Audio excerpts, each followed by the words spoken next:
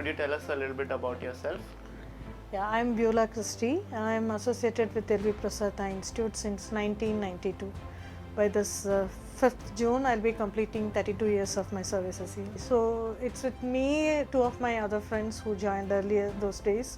Together we started the services here. And anyone who is coming here, mainly they are coming for their eye treatment, right? But unfortunately, we cannot find medical cure for all the diseases. But then instead of saying nothing can be done, can we do something more? I think this is the first institute globally that has established the rehabilitation services as the core component of clinical care. So since the establishment of the services till date, we have served over 2,75,000 individuals. And all the services, it's all individual need-based rehabilitation care. Could you give me a highlight about what the current focus area of the Institute for Vision Rehabilitation is? Yeah, currently there's a condition called CVI or cerebral visual impairment.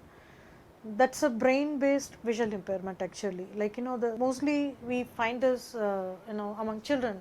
They look very normal, appear like any other kids, but then their brain doesn't process things. So though they see, they can't interpret what they are seeing, and also they have some unique visual behaviors. It's very difficult for them to accommodate with environment. So right from identification, assessment, and then plan their unique management. It's very challenging. Globally, this is the leading cause of pediatric visual impairment, and then this is the focus of our current project. Across our network, we have established the CVA care unit. And then we are also involved in training of this, like pediatricians, the optometrists, the parents, the general public, to create more awareness and to tackle this condition, so that together we can enhance the quality of life specifically for these children. So the Institute for Vision Rehabilitation not only helps with rehabilitation of children, but also develops technology that is geared towards the quality of life. Could you expand on that a little bit? Yeah. As you said, like we constantly work with various startups, and then we have our own innovation department.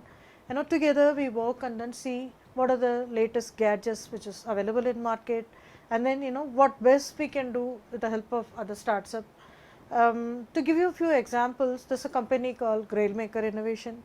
So with them we work together, and then they innovated a product called Spacefill, which is a QR based app through which you can label things, you can personalize things. Suppose if nobody is at home, if I'm in need of some help, without asking anyone, I can easily locate something like whatever I want to know, like the expiry date or whatever is important to me, I can record and then save it. And similarly, this other app called Vision Nanny, that is actually helping the children develop their vision. It's mainly useful for providing home based training. There's another one by a company called SHG that helps in independent movement, Smart Cane. There are so many such products. And then our own product called Fiddle, which is a braille puzzle that helps children learn braille and simultaneously develop their cognition, their fine motor, and many other things.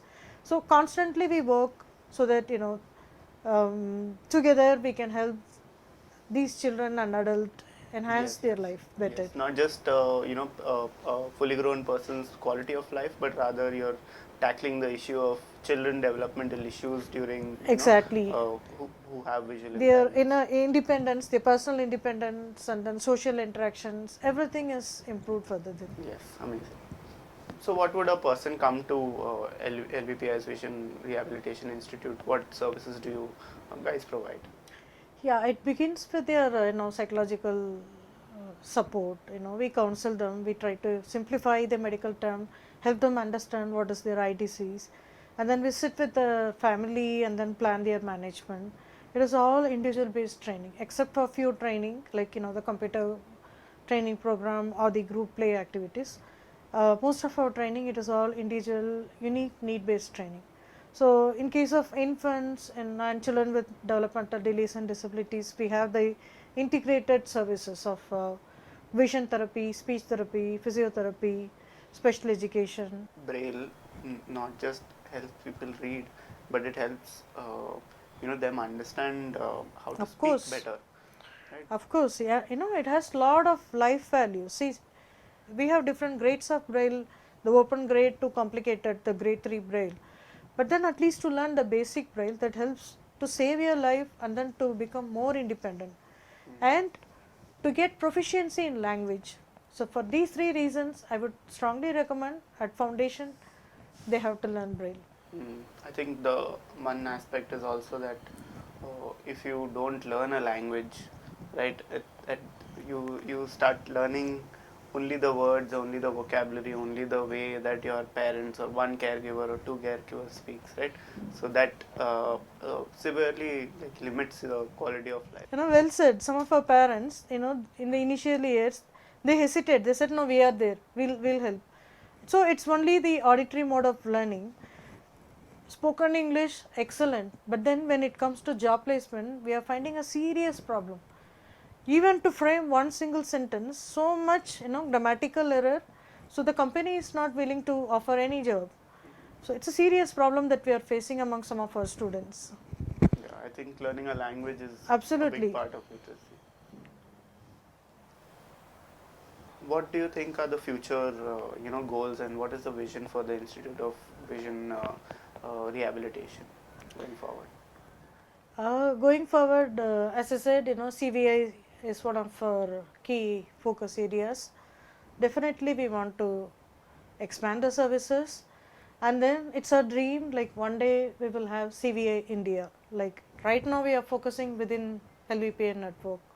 So, as I said, we are partnering with more and more organizations so that this specific condition is handled well managed, and then we will embrace technology, and whatever new innovation that is going to come up, we will certainly partner with more new startups and then more new individuals. Anything, any product that would enhance the quality of life of our individuals, definitely we would support them. And I think inclusivity is a big aspect of it, right? exactly, exactly. So in terms of inclusivity, other than WHO, we want to partner with more such corporates, independent schools, organizations, in whatever way they can contribute. As I mentioned, among our volunteers force, we engage a lot of IT employees, school students, college students, as a part of their CSR activities or as a part of their college assessment. They come forward and then engage in so many of our activities. So it's a win-win situation. They are helping us, and in return, we are also recognizing their services. So ultimately, together we are collaborating for the welfare of the individuals with visual impairment. So, since we are talking about inclusivity, can you give us like 3 tips on how to engage better or how to be better mannered with a person with visual impairment? Something that we should remember. So firstly, I would say learn the blind literacy. Lot of literatures available online. How do you guide them? How do you talk to them? How do you safeguard? First of all, to interact and then ask like whether they need some support or not. And second thing is lead by example. You involve in some services which can benefit the vision impaired. The best place to volunteer is LVPEI Institute. You are most welcome. Thirdly, if you happen to see someone who is visually impaired or in need of some help support relating to visual impairment, please guide that person to us. This is our helpline number. You can reach us and then so that we can support them. Yeah, got it. So the work here seems very fulfilling and interesting at the same time. How do you feel your staff acclimatized to working with people with visual impairments? You see, the job that we are doing here, we don't see it as a job, right? Like unless you have personal involvement, commitment, interest in this field. Who is interested to work in the field of disability, right? It's not the regular job. Children who can't see, who can't speak properly, really should have that interest and commitment. I would say if we could reach this many population, that is purely because of the committed team We are so blessed to have such a team working with this. And the second thing is the management, right? Like I'm not sure like if any other organization would invest this much space and then this much human resources to work on this field, right? An independent organization, not profit organization, investing to improve, enhance the quality of life of the vulnerable populations. So I'm so thankful to the management and the committed volunteers. We don't pay them, they come from so far. Some of our volunteers work very remotely, miles apart, right? So we are so thankful for their time, their treasure and their talent. So they are all so closely engaged and then involved. And then all the general public, so many of them, even if it is one time support or one time volunteering activity, so many of the community members referred the patients, they directed the patient to us so that we are able to provide in return some benefits to these people. So we are so thankful to all of them. So because of the combination of all of this together is, at the end we feel so fulfilled. Like if we are able to change some progress, some improvement in someone's life, I think that gives the best satisfaction which anything else may not give. I think as well the 32 years that you've been at this, probably leading the charge in terms of vision rehabilitation, right? It stands as a testament. So congratulations Thank on you your so much. anniversary. I owe your thanks to the entire team and to the management of LVPEI Institute. Thank you so much. So volunteers are major part of our programs. So as of today we have over 1,000 active volunteers, right from school going children up to very elderly. One of the most important tasks that they do is lending their voice for preparing digital audiobooks for the blind. The books they record here, that has been used, one book if they are recording, that has been used by at least about 50 to 100 school going students.